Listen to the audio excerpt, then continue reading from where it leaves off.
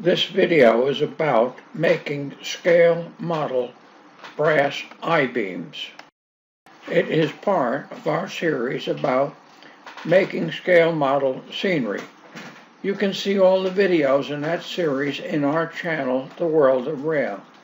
If you have not yet subscribed, subscribe and you get easy access to that channel and all the videos. So please subscribe now. And now, let's get on with the subject of this video. I'm going to show you how I made the I-beams for this HO scale overhead crane. I needed I-beams that were 30 centimeter web and 5 centimeter web. These were made from brass that I had snapped using my breaker bars. This is that brass. There is a link to the video that shows how I snapped these. These are snapped at 30 centimeters and 25 centimeters for the flange. So that's what we'll make now. I'm not going to show you how I make the smaller I-beams because they're just too small to show in the video, but the techniques are the same.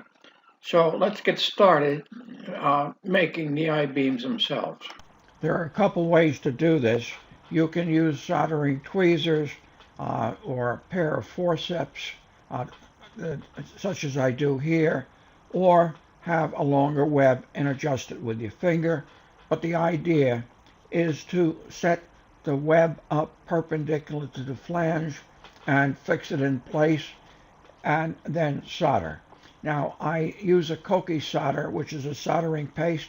I either fill the joint that I make here or butter the edge of the web and put it down that way.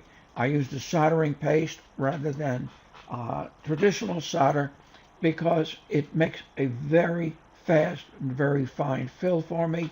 The Koki has its own flux, so I don't have to flux it. Here I'm using a small soldering iron, typical of what most people have, so you get to see exactly what most people would do.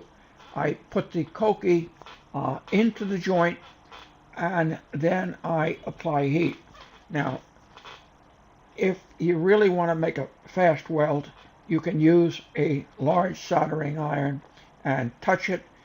And I use a large traditional unregulated solder iron, touch it, and the weld is made almost immediately. This is just a matter of a little patience. Once you get going, you can make these things very quickly, and they come out very neat. I make these for, in this case, I'm making the overhead crane that I show you, but I also make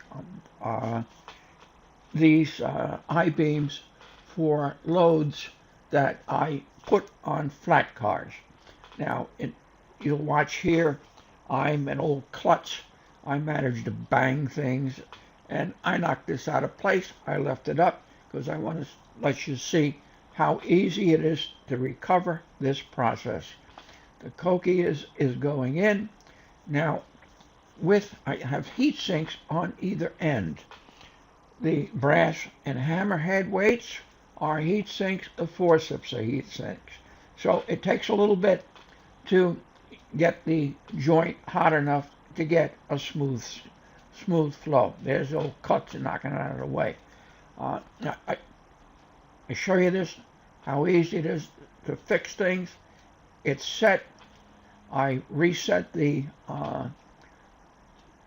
layout, add my weights, and then go ahead and heat again. So we'll just finish this up and we'll move on to doing the web. The other flange. This is where, when we work on the other flange, the heat sinks become very important so that we don't break the joint. The second flange is easily added. Again, I put the beam over the second flange. The forceps hold the web vertical on the flange. I still have those heat sinks on either end. Now, the heat sinks become very important because I do not want to open the joint on the top flange. So as I heat the solder on the bottom flange, it's a little slow to make the joint again. I go back and forth, but I don't end up breaking that joint. So you watch me as I work back and forth. An alternative is to take a sponge or something, wet cloth, and hold it on the top flange, and use a big soldering iron with a lot of oomph to it. Why I say big, something unregulated with a large head. And once again, hit it. It'll make the joint quickly, and your flange will stay in place when you have when the top is wet. It's all a matter of technique. The general idea is that you can do it.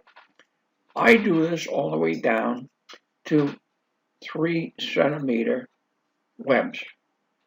I do that when I'm making my brass box cars.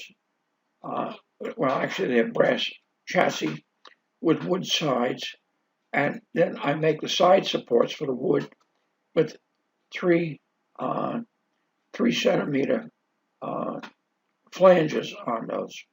It can be done. Look how nice and clean that is.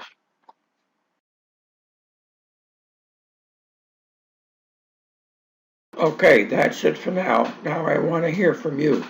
Tell me what you think of this video. If you can add something, please do that too. Some of your ideas may be much better than mine, so don't hesitate. Use the comments box below so everyone can see what you have to say. And please do subscribe. While you're subscribing, ring the bell so that you're notified by YouTube when we post a new video.